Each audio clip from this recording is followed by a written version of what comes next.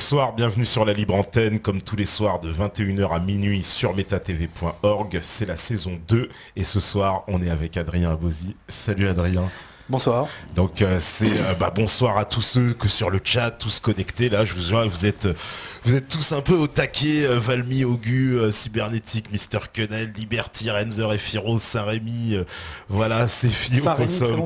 Ah oui, Saint-Rémy. Voilà, il y a aussi notre ami Eleftheros. Lui, il est pas content parce que il est plutôt pro Hitler. Alors ça le dérange un peu. Hein. Mais incompatible avec la France. Hein. Incompatible avec la France. Alors. Et le christianisme. Oula.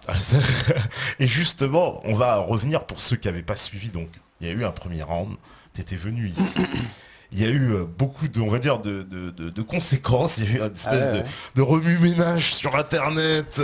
C'est normal, on a mis, si tu me passes l'expression, on a mis une balayette intellectuelle à la Doxa et puis un petit peu à la 5ème République aussi, quand même, puisqu'on a tapé un peu sur ses mythes fondateurs. Et ça n'a pas plu à tout le monde. Alors, il y a eu pas mal de réactions. Il y a eu, comme je l'avais expliqué dans une émission, des gens qui m'ont écrit, qui représentent un espèce d'obscur association de gaullisme, mais visiblement des gens, je sais pas quoi, qui étaient avec le général de Gaulle. Ces gens-là se sont, exprimés ensuite. Ils ont fait un article. Alors, ils sont... Exprimés, tu es gentil. Hein. Parce que j'ai la réponse avec une syntaxe digne d'un élève de 5e. Hein. Mais on va en reparler. Hein. On va en reparler justement parce que il y a eu cette réponse, donc réponse donnée en plus que j'avais trouvé pour le moins incorrect au début, c'est qu'ils aient incriminé MetaTV en nous traitant de pétinistes, des choses comme ça. C'est complètement débile. Bon voilà, donc je dis, écoutez, moi je vous propose un débat avec Adrien. Au départ, en plus toi tu as accepté le débat, tu m'as dit il n'y a aucun problème, moi j'accepte. Moi c'est mon rêve de débattre loyalement avec un gaulliste. Hein. Ouais. Ah, c'est mon rêve. Hein. Ça risque de se réaliser en plus. J'attends la petite réponse, mais ça risque de se réaliser. En tout cas, quelqu'un a tiré à la courte paille. Voilà, quelqu'un va tirer. Qui c'est qui va venir contre Adrien?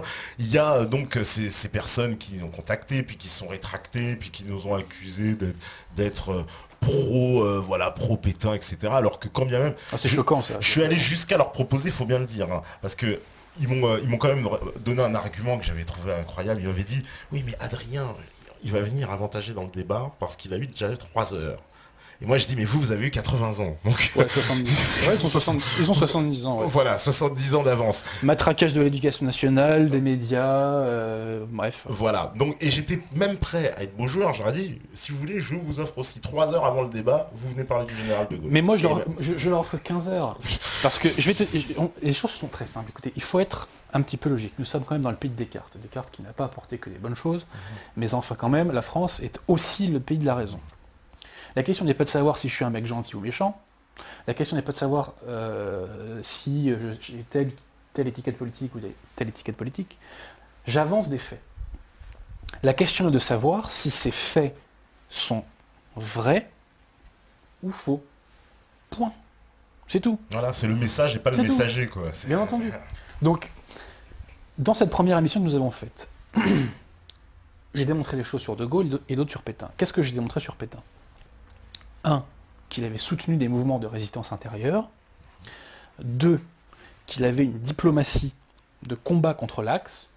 3, qu'avec Weygand et Darlan, il avait relancé l'armée française contre les forces de l'Axe. Et j'ai cité des faits. Donc, moi, ce que j'attends d'éventuels contradicteurs, c'est qu'ils me disent « ces faits sont faux ». Or, toutes les critiques que j'ai eues n'ont jamais consisté à dire « à tel endroit, il s'est trompé, à tel endroit, il s'est trompé, à tel endroit, il s'est trompé ». Ça a été des attaques à dominem, ou alors on m'a attaqué sur des sujets que je n'avais pas traités. Ce qui est complètement débile.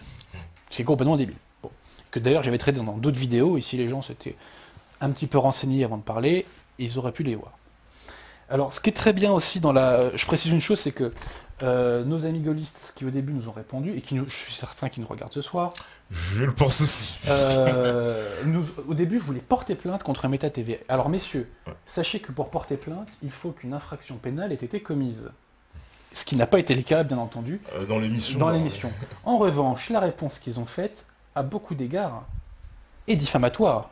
Et donc, nous pouvons nous réserver le droit de porter plainte contre les auteurs et contre la personne morale contre la personne morale qui a cautionné cette réponse. Écrite encore une fois avec une syntaxe qui est désarmante de nullité, quoi. Bon, bref. Alors juste deux petits points pour parler de la réponse de mes contradicteurs. Il y a des sujets de fond qui ont été soulevés, qu'on va traiter. Le STO, la question juive. Oui, parce que ça, c'était un des reproches de tes contradicteurs dans cette émission. On me disait, oui, mais il a abordé que des points positifs, il n'a montré aucun point négatif. Mais qui a dit que c'était des points négatifs? Moi, je vais démontrer que, contrairement à ce qu'on dit, le régime de Vichy a limité la casse sur la question juive et sur le STO. Et j'ai des références béton, bien entendu, pour vous l'avancer. Deux petits points factuels, simplement. Mes contradicteurs m'ont notamment dit que la plus grande organisation de résistance française, dont on ne parle jamais, hein, l'ORA, l'Organisation de la Résistance Armée, n'était pas maréchaliste. Messieurs, avant de plaider un dossier, il faut bien le connaître. Hein. S'ils avaient écouté attentivement l'émission, ils auraient entendu que j'ai cité le général Picandard, qui évoquait que lorsqu'il réarmait clandestinement la France et lorsqu'il camouflait du matériel, il en référait à Pétain, et que Pétain lui disait de continuer car l'armée française ne serait jamais assez forte. Ils auraient entendu également le témoignage du général Ruby, qui leur disait, à l'automne 1943, « Messieurs, lorsque les Américains arriveront, il faudra les aider militairement. » S'ils s'étaient un petit peu renseignés sur l'ORA et sur Pétain, ils auraient su ceci. Le général Hutzinger meurt fin 1941 d'un accident d'avion. Il était ministre de la guerre. À ce moment-là, il n'y avait plus de ministre de la guerre, et Darlan, qui était le président du Conseil, a assumé ses fonctions. Seulement, ça lui fait beaucoup de travail, donc il cherche une personne à qui confier le ministère de la guerre. À qui le demande-t-il? Au général Oberfrère, premier chef de l'organisation de la résistance armée. Sachant que l'ORA est devenue, entre guillemets, officielle après que Hitler ait dissous l'armée d'armistice après l'invasion de la zone libre, mais l'armée française a commencé ses actes de résistance dès le lendemain de l'armistice. Le général Colson et le général Weygand ont commencé à cacher du matériel aux Allemands, ont donné leurs premières instructions, en off bien entendu, de dissimulation de matériel dès le lendemain de l'armistice. Il faut le savoir, ça aussi. Bon. Donc en tout cas, le général Oberfrère, Darlan lui a proposé de devenir ministre de la guerre, et qui a mis le veto à cela? Les Allemands. Ensuite, si mes contradicteurs s'étaient un petit peu mieux renseignés, il serait que le troisième chef de l'organisation de la résistance armée, parce que contrairement à beaucoup de résistants oratoires, les deux premiers chefs de l'organisation de la résistance armée sont morts dans des camps de concentration. Hein, c'est des collabos qui s'amusent à mourir dans des camps de concentration. Le général Oberfrère, mort au camp de concentration de Struthof, et le général Verneau, mort dans le camp de concentration de Brunwald. Donc, disais-je, qui a été le troisième chef de l'organisation de la résistance armée? C'était le général Revers. Et quelles étaient les fonctions du général Revers juste avant? Il était chef de cabinet de Darlan et chef d'état-major de Darlan. Donc au bout d'un moment, il faut être sérieux 2 minutes. Et il faut aller au fait. Ensuite, toujours sur les questions factuelles. Mon contradicteur me dit, et alors là c'est succulent, nous passerons le propos tenu allant jusqu'à déclarer, déjà c'est pas français, mais bon c'est pas grave, nous passerons le propos tenu allant jusqu'à déclarer que De Gaulle avait négocié pour obtenir la nationalité anglaise. Vous voyez donc le sérieux de tout cela. D'où vient cette information? Elle vient de ce monsieur, Henri de Kérélis. Qui était Henri de Kérélis? Ah, qui se passe-t-il? Ah, il faut le descendre. Bon, attends, il faut que je descende ton micro. Descendons. Voilà. Ok. Donc, qui était Henri de Kérélis? Il faut savoir que Henri de Kérélis était un député de droite dans les années 30. C'est un député indépendant, il n'appartenait à aucun parti politique. Ouais. Mais c'est quelqu'un qui a été constant dans son engagement contre l'Allemagne, parce qu'il sentait que le danger venait de là-bas. Dans les années 30, il y a beaucoup de gens qui me disaient que le danger principal était l'URSS. C'était pas des anges, attention. Mais il est vrai que le danger principal pour la France était l'Allemagne. Hitler, dans Mein Kampf, parle très très peu de la France, mais toutes les phrases qu'il glisse contre la France sont assassines. Et en gros, le message, c'est il faut la détruire. Hein. Et d'ailleurs, paraît-il, à l'époque, Hitler a refusé que Mein Kampf soit traduit en français. Il ne voulait pas qu'il soit traduit en français. On devine pourquoi. Bref. Donc Henri de Kérélis a écrit toute une série de livres dans les années 30 pour dénoncer le danger allemand. Et Henri de Kérillis s'est distingué parce qu'il a refusé de voter pour les fameux accords de Munich, en vertu desquels la France laissait les Sudètes à l'Allemagne. Et à part le Parti communiste de l'époque, qui avait voté contre, parce que Moscou leur avait demandé, les mousquetaires, n'est-ce pas?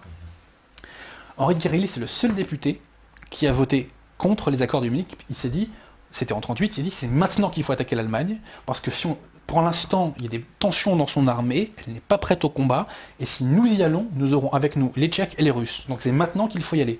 On a fait l'erreur en 1936 de ne pas attaquer lorsque la Rhénanie a été remilitarisée, et bien maintenant, il faut y aller. Et donc, Kérillis avait raison. D'un point de vue stratégique, c'est en 1938 qu'il fallait attaquer Hitler. Et on avait un motif légitime pour cela. Et j'aimerais vous citer un petit épisode, que dis-je, la fatigue, pardon. Un petit extrait d'un de ses livres, qui a été écrit en 1936, qui s'appelle « Français, voici la guerre ». Il avertissait les Français de la guerre à venir contre les Boches. Que nous disait Kérillis à l'époque, pour situer le personnage. Pour ma part, je suis de ceux qui ne seront jamais complices de l'étranger, quel que soit le prétexte qu'ils choisissent, et même s'ils prétendaient vouloir seulement prévenir la révolution. Car je sais trop qu'une fois installés sur notre territoire, ils n'en partiraient pas sans nous avoir dépouillés. Je suis de ceux qui se battraient au besoin avec des communistes pour barrer la route aux Allemands. Je suis nationaliste, je le resterai jusqu'au bout. Pas d'internationale blanche quand je condamne l'internationale rouge. Pas de bourgeois de tous les pays, unissez-vous, quand je condamne le prolétaire de tous les pays, unissez-vous. Pas de complicité avec Berlin quand je dénonce ceux qui en ont avec Moscou. Jamais le danger révolutionnaire ne me fera perdre de vue le danger allemand. Avant ma classe sociale, il y a la France. Avant le capitalisme, il y a la France. Avant notre régime politique, il y a la France. Avant toutes mes préférences idéologiques, il y a la France. Il faut que les Allemands sachent ce que pensent les nationalistes français. Il faut qu'ils sachent notre farouche résolution et notre foi dans la France éternelle. Il faut qu'ils sachent que la guerre déclenchée par eux, c'est la France qui, après de dures épreuves, la gagnera. Donc là, on situe le personnage. Et Kérillis avait aussi une phrase que j'aime beaucoup. Il disait « Je ne laisse pas le patriote qui est... Non, je ne laisse pas le bourgeois qui est en moi parler plus fort que le patriote. » Bon. Donc on voit un ennemi acharné du nazisme. Et un ennemi, j'ai envie de dire, précurseur, hein, puisqu'à l'époque, il était un peu tout seul, hélas. Hein. Et donc, Kérillis, anti-nazi, et quand les Allemands envahissent le territoire, il se dit « Oh là là, là ça va chauffer, là la Gestapo, elle va pas me faire de cadeaux. » Donc, il va aux États-Unis. Mais ce cher Kérillis, à ce moment-là, est un fervent gaulliste. Il est un fervent gaulliste puisque De Gaulle a continué le combat et que Kérillis n'était pas d'accord avec le fait qu'il faille faire une armistice. Un armistice, pardon. Autant pour moi. Donc Kérillis va aux États-Unis. Je pense qu'il a sauvé sa vie en faisant ça. Et il va rompre avec De Gaulle en 1943 quand il va se rendre compte que De Gaulle ne veut pas combattre militairement et qu'il fait de la politique. Hein, puisque là, je renvoie les gens à l'émission précédente, je ne vais pas me répéter. Et Kérillis va creuser son dossier De Gaulle, et comment va-t-il le creuser? Notamment parce que Churchill, à l'été 1943, va vouloir rompre avec De Gaulle, et il va faire un rapport, ses services ont fait un rapport dans lequel il met toutes ses relations avec De Gaulle et comment ça s'est passé depuis le début. Et il évoque qu'effectivement, le 17 juin, enfin le 16 juin, le général Spears a promis à De Gaulle de lui donner la nationalité britannique si jamais la France venait à perdre la guerre. Et ça, Kérillis nous le dit dans ce livre, De Gaulle dictateur, sorti en octobre 1945. Et que voulais-je dire là-dessus? Oui, chose importante, c'est que cet accord entre le général De Gaulle et le général Spears a été étendu à toutes les forces françaises libres de De Gaulle. C'est-à-dire tout le monde allait devenir anglais. Je m'explique. Churchill et De Gaulle font un accord le 7 août 1940. Hein. Tout ceci est vérifiable. Hein. Allez vérifier le 7 août 1940, accord Churchill-De Gaulle. Et allez voir l'article 3, alinéa 5. Article 3, alinéa 5. Et cet article 3 nous dit notamment ceci. Le gouvernement de Sa Majesté est disposé à fournir à ses volontaires des facilités spéciales pour acquérir la nationalité britannique et se fera donner tous les pouvoirs nécessaires à cet effet. Donc, monsieur qui m'avait répondu que c'était ridicule, allez lire l'accord du 7 août 1940. Hein, bon, voilà. Et aussi, un petit scud sympatoche. Ma réponse, 2 points. Le général n'était pas nationaliste. J'émets de sérieux doutes sur la connaissance du gaullisme de M. Abosi. Car il suffit de lire le général de Gaulle qui disait, 2 points, nous sommes des nationaux, pas nationalistes. Le patriotisme, c'est aimer son pays. Le nationalisme, c'est la haine des autres. Bouh. Alors, ce qu'il faut savoir, c'est que cette fameuse phrase... Que Asselineau aime beaucoup sortir aussi. Oui, bah, elle n'est pas de De Gaulle. Hein. Ah. Elle n'est pas de Gaulle, elle est de Romain Gary, L'éducation européenne. Quand j'ai lu ce livre, c'était il y a longtemps, hein, c'était il y a, je sais pas, 4, 5, 6 ans, j'ai vu cette phrase, je me suis dit, ça me rappelle un truc, ça. Et ensuite, c'est Alain Perfit, qui dans son bouquin, c'était De Gaulle, l'a mis dans la bouche de De Gaulle, sachant que Perfit, il a fait dire un petit peu ce qu'il voulait à De Gaulle hein, dans son bouquin. C'est ce que beaucoup de gens disent, alors bah, oui, il y a beaucoup de critiques sur ce... Il y a peut-être des choses justes, mais ouais. voilà. Donc je pense que Perfit a vu cette petite phrase en tête, il savait plus où il avait entendu. Bah, moi je dis, je vous le dis, ça vient de Romain Gary, hein, le roman L'éducation européenne, qui est un roman bien écrit, avec un beau style. Je suis pas un méga fan de Romain Gary, mais bon, c'est un beau style, voilà, c'est indéniable. Donc voilà, donc ma connaissance du gaullisme, je ne sais pas si je connais bien De Gaulle, en tout cas mon contradicteur ne connaît pas Romain Gary. Bref. Voilà. Voilà. Donc est-ce qu'on attaque bah écoute, voilà, c'était la petite réponse, on va dire, déjà, pour recadrer un peu ceux qui... Voilà, aussi, ce que je voulais dire, de tout bête, oui. Encore une fois, affirmer c'est bien, démontrer c'est mieux. Et il y a une phrase qui est, je crois que c'est le géographe grec Euclide, si je ne me trompe pas, qui avait donc cette phrase. Ce qui est affirmé sans preuve peut être nié sans preuve. Point. Voilà. Et aussi, la LVF, je ne l'ai pas beaucoup évoqué l'autre jour. Parce que là, il y a tellement de choses qui m'ont énervé dans ce qui me fatigue, c'est la mauvaise foi. La mauvaise foi. Qui est mêlée de l'arrogance en plus, très souvent. La LVF, je le regrette, était une association de loi 1901. Ça peut ne pas plaire, mais c'est comme ça. C'était une association de loi 1900 dans laquelle Vichy n'avait rien à voir, dans laquelle Pétain n'a rien à voir. Un ministre collabo, Benoît Méchain, a voulu récupérer le truc au nom du gouvernement français, mais le projet n'est pas allé au bout. Ensuite, ces gens de la LVF ont été incorporés dans la fameuse division Charlemagne, SS. Ce faisant, il faut le dire, ils se sont déshonorés, parce que quand on est français, on ne combat pas avec un uniforme étranger, par définition, et on ne combat pas dans un uniforme étranger, a fortiori, contre quelqu'un qui combat le pays qui nous a servi. Bon, et d'ailleurs, le général Végan le dit mieux que moi au procès Pétain. Il n'y a jamais eu d'ambiguïté là-dessus. Mais voilà, encore une fois, la LVF n'a rien à voir avec Pétain. Je suis désolé de le dire, mais c'est comme ça. C'est comme ça. Donc les faits sont les faits. Autre chose, on me dit, mais Pétain est parti continuer la guerre à Sigmaringen avec les Allemands.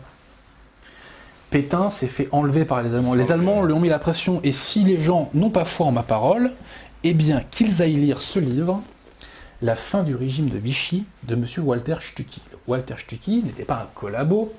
Walter Stucky était le ministre suisse à l'époque des faits. Et il raconte la fin donc, du régime de Vichy et comment les Allemands ont mis la pression à Pétain.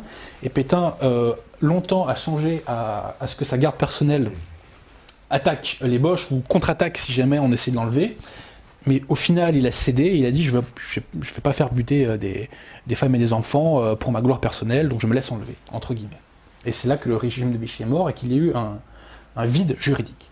Autre chose que j'ai oublié de dire sur mes contradicteurs, qui nous disent que nous avons cité des auteurs révisionnistes et anti-gaullistes. Alors, on a le droit d'être anti-gaulliste. Révisionniste, ça ne veut rien dire. Ça ne veut rien dire. D'ailleurs, les premiers révisionnistes, historiquement, c'est les Dreyfusards. Hein, donc, il faut revoir vos classiques, messieurs. Hein. On appelait aussi Boulanger révisionniste parce qu'il voulait réviser la constitution de la Troisième République. Donc, vous voyez, bon, bref. Parce que je me serais basé sur des auteurs et sur des références révisionnistes anti-gaullistes. Alors, qui j'ai cité ? Voilà. Tu vas revenir là-dessus un peu. Général Picandard, résistant. Général Lafargue, résistant. Colonel Groussard, résistant. Xavier de Bourbon-Parme, résistant. Lucien Galimont, résistant. Lemaigre du Breuil, résistant. Vice-amiral Muselier, résistant. André Girard d'Icarte, résistant. Jean-Raymond Tournoux, résistant. Charles Barès, résistant. Abbé Desgranges, résistant. J'aurais pu citer aussi le colonel Rémy, résistant. Donc, là encore une fois, la mauvaise foi, c'est fatigant. c'est fatigant, quoi. C'est fatigant, c'est fatigant. Et tout ça pourquoi? Parce que, étant incapable de nous contredire sur le terrain de la réalité, de la vérité historique, eh bien mes contradicteurs, quels qu'ils soient, n'ont qu'un seul recours, qui est le mensonge, la calomnie, l'omission, etc. Chacun jugera de la dignité de ses méthodes, qui en disent long d'ailleurs sur ceux qui en usent. Au moins, voilà, parce que ceux qui ont porté, voilà, il y a eu beaucoup d'attaques à Dominem, oui, c'est des pétinistes, il est d'extrême droite, etc. Ça c'est choquant, ça. Voilà. Ça c'est vraiment choquant, ça. Ça c'est vraiment... Mais personne ne s'est attaqué aux faits, et voilà. Là, les faits. Voilà, est-ce que ce que j'ai dit est vrai ou faux? Point. C'est tout. Et je vais vous dire, premièrement, si ce que je dis est vrai, eh ben, moralement, on ne peut pas me critiquer de dire la vérité. Si ce que je dis est faux, eh ben, je me suis trompé, et c'est pas grave. Je veux dire, c'est pas grave, on a le droit de se tromper dans la vie quand même. Enfin, je crois, hein, je peux me tromper. Mais il me semble. Bon. Donc voilà. Voilà, donc si tu veux qu'on attaque... écoute, attaquons, alors justement, on a décidé de... On commence par le lourd. Voilà, on commence par nous expliquer le lourd, commençons, voilà, on me dit les faits justement, oui. Bah les faits, allez voir la première conférence. Hein. Ouais. Voilà. Maintenant, on va peut-être aborder la question juive. Ah, bah abordons-la, parce que ça, on l'a beaucoup reproché. Alors, c'est dans les deux sens. Hein. À la fois, il y a des gens qui l'ont reproché en me disant oui, mais il a fait exprès d'occulter cette question pour pas rentrer dans les dossiers noirs. Et il y en a d'autres au contraire qui s'en sont félicités. Ils m'ont dit c'est la première fois on fait une émission de 3 heures sur la Seconde Guerre mondiale sans parler de juifs. Le problème c'est que je travaille, donc je serais bien resté jusqu'à 2h du matin, mais le problème c'est que je suis le lendemain. 10 heures d'émission. Donc voilà. Heureusement, Meta TV a le bon goût de me réinviter. Sachant que la question juive, j'avais fait une émission pour l'agence Info Libre, je crois une dizaine de jours avant, dans laquelle j'avais déjà pas mal traité le sujet, en revenant sur la polémique Zemmour-Salamé. Mais à l'époque, j'avais oublié de dire des choses, donc là c'est bien, je vais pouvoir la compléter. La compléter. Donc déjà, un chiffre. Il faut savoir que de tous les pays d'Europe, la France est le pays dans lequel le taux de survie des juifs est le plus élevé, et ce, de très loin. De très loin. 75% des juifs en France ont survécu, et quand on gratte derrière ce chiffre, de quoi s'aperçoit-on? Que plus de 95% des juifs français ont survécu, et que en somme, c'est 58% des juifs étrangers ont survécu. Donc les juifs qui sont morts pendant la Seconde Guerre mondiale, qui étaient en France, sont quasi totalement des juifs étrangers. Les juifs français ont quasiment tous survécu. Pour savoir pourquoi, je renvoie à la vidéo que j'ai faite pour l'agence Info Libre pour voir toutes les mesures de protection qu'ont prises Pétain et Laval pour éviter que les juifs français se fassent déporter. Mais il y a des éléments que j'ai oublié de dire à l'époque. Par exemple, on ne dit jamais, on parle très souvent de l'étoile jaune, mais bizarrement, on ne dit jamais que Pétain, Darlan et Laval se sont toujours opposés au port de l'étoile jaune en zone libre. L'étoile jaune n'a pas été portée en zone libre, et ce, parce que Pétain, Laval et Darlan s'y sont opposés. On peut quand même le rappeler. Je le dis notamment à ce monsieur, Robert Paxton, qui nous dit qu'en gros, Vichy n'a servi strictement à rien en termes de protection. Bah écoutez, s'il n'y avait pas eu Vichy, l'étoile jaune aurait été portée, et on peut supposer que les déportations ou les problèmes pour les populations juives de l'époque auraient été encore plus grands. Alors maintenant, peut-être un mot sur le fameux statut des Juifs. Pourquoi l'a-t-on fait, ce statut des Juifs, à la base? Il est vrai que le régime de Pétain était extrêmement anti-maçonnique. Et l'une des premières lois que le gouvernement a pris, c'est l'interdiction de la franc-maçonnerie. Ce qui n'est pas bien, hein, c'est très mal. Mais pourquoi a-t-on pris ce décret contre ce décret qui a créé, c'était une loi d'ailleurs, ce statut des Juifs? Eh bien, M. Paul Baudouin, 9 mois au gouvernement, nous l'explique. Paul Baudouin, qui était-il? C'était le ministre des Affaires étrangères du gouvernement Reynaud, que Pétain a maintenu dans les gouvernements qui ont suivi. Et donc, ce livre est très intéressant, c'est un document historique extrêmement intéressant, puisque le ministre Paul Baudouin tient son journal. Et il explique, tel jour on a fait ceci, tel jour on a fait cela, tel jour au Conseil des ministres on a parlé de ceci, de cela. Les Allemands font connaître aux Français, enfin disent aux Français que, font savoir aux Français, devrais-je dire, que ils vont prendre des ordonnances contre les populations juives de zones occupées. Ça, c'est début septembre. Bon. 10 septembre. Donc là, compte rendu de Paul Baudouin. Au Conseil des ministres, le problème juif est examiné pour la première fois. Les Allemands le soulèvent en territoire occupé.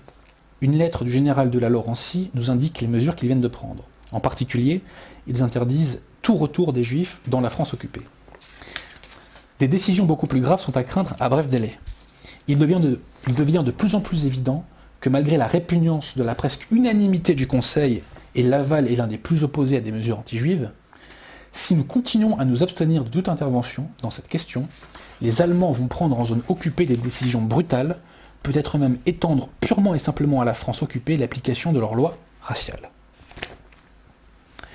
30 septembre, que nous dit-il? Le cabinet de 17h à 19h est consacré à l'étude du statut des Juifs, qui doit être discuté au Conseil des ministres de demain. Il est maintenant évident que le seul moyen d'empêcher l'application par les Allemands en zone occupée de mesures draconiennes anti-juives est d'édicter un certain nombre de mesures beaucoup plus modérées et conçues dans un autre esprit qui seront applicables à toute la France. Le statut préparé par Alibert est sévère, beaucoup trop sévère. Est-ce que les gens ont compris ce que je viens de dire? C'est que le gouvernement a voulu court-circuiter, en quelque sorte, les Allemands qui mettaient en place des ordonnances anti-juives extrêmement brutales. Voilà. Alors, parmi les éléments aussi dont j'ai pas pu parler, dont j'ai oublié de parler chez vous... Ah, vas-y, excuse-moi.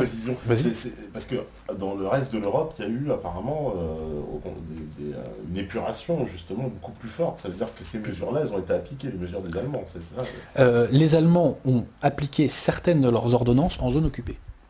En zone occupée. En zone occupée. En zone occupée. Voilà, donc, au début, le gouvernement de Vichy ne s'intéresse pas à la question juive, mais les Allemands mettent la pression. Et donc, pour court-circuiter et limiter la casse, ils se proposent le fameux statut des Juifs. Et d'ailleurs, Xavier Vallat, qui sera le secrétaire du commissariat à la question juive, demandera, au cours de l'année 1941, à ce que les Allemands cessent d'appliquer leurs ordonnances, puisque maintenant, il y a une législation française sur la question. Il ne sera pas écouté, hélas. Restons un instant sur Xavier Vallat. Xavier Vallat se revendiquait comme étant antisémite. D'ailleurs, il disait aux nazis, parce qu'il était plus âgé qu'eux, moi je suis antisémite depuis plus longtemps que vous. Mais il ne faut pas se tromper sur le sens des mots. Xavier Vallat, en réalité, était un catholique anti-judaïque. Et il avait une vision thomiste de l'anti-judaïsme. C'est-à-dire que on ne touche pas aux juifs en tant que personne. En tant que personne, on doit s'opposer aux persécutions qu'ils peuvent potentiellement subir. Je rappelle qu'en France, les papes d'Avignon ont protégé les juifs. C'est ce qu'on appelle les juifs du pape. Donc Xavier Vallat était dans cette logique-là. En revanche, et d'un point de vue théologique et intellectuel, il y a une incompatibilité entre nos deux dogmes, et là, nous nous opposons à l'influence potentielle de la religion judaïque. Donc, on ne touche pas aux personnes, on respecte les personnes et on les défend si jamais elles sont attaquées, mais en revanche, nous sommes opposés théologiquement. Voilà. Et donc, Xavier Vallat, qui avant tout était anti-Bosch, a été nommé à la tête du secrétariat pour les questions... le commissariat à la question juive, je crois que ça s'appelait comme ça. Ouais. C'est Abetz, l'ambassadeur allemand en France, qui avait imposé à Vichy de créer ce commissariat, qu'on aurait préféré, bien entendu, ne jamais voir en France. Mais le problème, c'est que nous avions un couteau sous la gorge et on ne faisait pas ce qu'on voulait. Hein. Comment ce fameux collabo antisémite a-t-il géré ce commissariat à la question juive? Il y avait d'authentiques collabos et d'authentiques antisémites dans cette administration, faut pas le nier. Hein. Les Bosch avaient imposé des mecs à leur solde. Et notamment un certain capitaine Sézille, qui était secrétaire général. Que disait-il dans ses rapports au Bosch? Rapport du 11 décembre 1941. Jusqu'à ce jour, M. Vallat, loin de donner à la question juive son véritable esprit, a au contraire fait tout ce qu'il a pu pour que cette question juive reste inopérante. Rapport du 12 décembre, pardon. Vallat a prouvé par la longue activité, par la longue activité qu'il a manifesté jusqu'à présent, qu'il n'avait pas sérieusement l'intention de réaliser une arianisation réelle et effective. D'ailleurs, on pouvait difficilement attendre cela de lui en raison de ses sentiments anti-allemands. Rapport du 15 décembre 1941. Ces rapports manifestent une attitude tellement provocante chez Valla à l'égard des ordonnances allemandes que Valla, comme commissaire aux Juifs, ne devrait plus guère être toléré pour le prestige allemand. Et que s'est-il passé? Les Allemands ont imposé à ce que Valla soit destitué et qu'on mette une autre personne à sa place. Et qui a-t-on mis à sa place? Le funeste Darquier de Pellepoix, qui lui était un authentique antisémite. Et ce qu'il faut savoir, c'est que lorsque Pétain le croisait publiquement, que le disait-il? On a des témoins là-dessus. J'entends beaucoup trop parler de vous, monsieur le tortionnaire. J'entends beaucoup trop parler de vous, monsieur le tortionnaire. Parce que Pétain savait avoir, entre guillemets, un humour très froid. Hein. Donc voilà. Ensuite, ce qu'il faut savoir, rappelez-vous ceux qui ont vu notre première émission, la France combattante était pétainiste. Darlan relance l'armée d'Afrique contre l'Axe. Et cette armée d'Afrique, elle n'était pas gaulliste, elle était anti-gaulliste, notamment à cause de Marcel Kébia. Et De Gaulle n'aurait jamais pu relancer cette armée lui-même contre les forces de l'Axe. Donc ça, c'est grâce à Darlan, Weygand et Pétain que donc, cette armée d'Afrique a pu recombattre contre l'Allemagne. Darlan, pendant donc un mois et demi, un peu plus d'un mois et demi même, va être au pouvoir, au nom du maréchal empêché. Et il va continuer la guerre contre les Boches au nom du maréchal empêché. Et Darlan va établir une circulaire du 5 décembre 1942, et ça, on en parle dans l'histoire de la libération de M. Robert Harron, qui n'est pas un auteur révisionniste, je sais pas quoi, blablabla. M. Robert Harron, hein, allez voir sa petite fiche Wikipédia pour avoir une petite idée de qui c'est. Donc M. Robert Harron nous évoque que Darlan fait faire une circulaire donc, du 5 décembre 1942 de réintégration progressive des Juifs dans la communauté nationale. C'est-à-dire qu'on atténue progressivement jusqu'à le faire disparaître ce fameux statut des Juifs. Voilà. Enfin, je l'ai cité dans ma vidéo à l'Agence Info Libre, mais je l'évoque brièvement, le pasteur Brogner, qui a été un juste parmi les nations, donc qui a sauvé des populations juives pendant l'occupation. Ce pasteur Brogner est venu témoigner en faveur de Pétain au procès Pétain. Enfin, à l'époque, je pense que le procureur qui l'a fait venir ne savait pas qui viendrait prendre la défense de Pétain. Je pense que là, il y a eu une petite ruse du bon Dieu. Le pasteur Brogner raconte qu'il est allé voir Pétain à diverses reprises à Vichy pour lui évoquer les persécutions dont les Juifs étaient victimes et pour lui évoquer les malheurs de ces populations. Et que nous dit-il? Il nous dit que Pétain était désespéré de cela, mais qu'il ne pouvait pas faire grand-chose. Et il ajoute, Pétain a dit que ces personnes devraient être indemnisées à la fin de la guerre. Voilà. Donc, résumons. Quasiment la totalité des Juifs français ont survécu. Pour savoir pourquoi, il y a eu une disparité entre le nombre de morts entre les Juifs français et les Juifs étrangers qui étaient en France. Pardon, je renvoie la concurrence. J'invite les gens à aller voir ma vidéo à l'agence faite devant vos collègues de l'agence Info Libre. La France a tout fait pour limiter la casse. Et s'il n'y avait pas eu Pétain et Laval, malgré les éléments collabos que les Allemands avaient institués dans les institutions françaises, s'il n'y avait pas eu Pétain et Laval, eh bien, très certainement, le sort des populations juives aurait été beaucoup plus catastrophique. Et, je me permets de citer M. Raoul Hilberg, premier historien, enfin non, en fait, c'est l'un des historiens, c'est un des premiers à avoir traité de la question du génocide juif, avec notamment Léon Poliakov. Que nous dit-il dans son livre La destruction des Juifs? Alors, messieurs les gaullistes, hein, c'est pas un livre révisionniste, hein, monsieur Raoul Hilberg. Que nous dit-il? Je demande à ceux qui nous écoutent d'être un peu attentifs. Dans ses réactions aux pressions allemandes, le gouvernement de Vichy tenta de maintenir le processus de destruction à l'intérieur de certaines limites. Celles-ci eurent essentiellement pour objet de retarder l'évolution du processus dans son ensemble. Les autorités françaises cherchèrent à éviter toute action radicale. Elles reculèrent devant l'adoption de mesures sans précédent dans l'histoire. Quand la pression allemande s'intensifia en 1942, le gouvernement de Vichy se retrancha derrière une seconde ligne de défense. Les juifs étrangers et les immigrants furent abandonnés à leur sort, et l'on s'efforça de protéger les juifs nationaux. Dans une certaine mesure, cette stratégie réussit. En renonçant à épargner une fraction, on sauva une grande partie de la totalité. Donc, si on attribue aux mots leur sens, Raoul Hilberg nous dit que le gouvernement de l'époque a sauvé une grande partie des juifs. Sauver les on va dire que c'est de sauver limiter la casse, quoi. Je précise que De Gaulle, lui, fatalement, il n'a pas pu en sauver beaucoup. Hein, bon, voilà. Et s'il y avait personne, ce que je veux dire par là, c'est que s'il y avait personne qui était resté sur place, on n'aurait pas pu le faire. Et ça, c'est aussi un petit scud envoyé à M. Paxton, qui nous dit que sur la question juive, Vichy n'a rien pu faire. Et, continuons sur M. Paxton. Paxton a réagi au passage de Zemmour chez Ruquier, dans lequel il a dit, Zemmour dit n'importe quoi, il se fonde sur Poliakov et Raoul Hilberg, mais c'est des livres qui datent, et depuis, ils ont revu leur position. Mensonge total. Léon Poliakov et Raoul Hilberg ont fait de nouvelles éditions de leurs livres respectifs, Bréviaire de la haine et La destruction des Juifs d'Europe. La dernière édition de La destruction des Juifs d'Europe date de 2006, monsieur Paxton. Hein. Eh bien, ils ont maintenu leur conclusion. Donc Paxton a ouvertement menti. Il a ouvertement menti. Et d'ailleurs, il faut s'interroger sur... d'où sort ce type, quoi. D'où tu sors Paxton? D'où tu sors? Qui t'envoie? Parce qu'au bout d'un moment, là, il faut se poser des questions.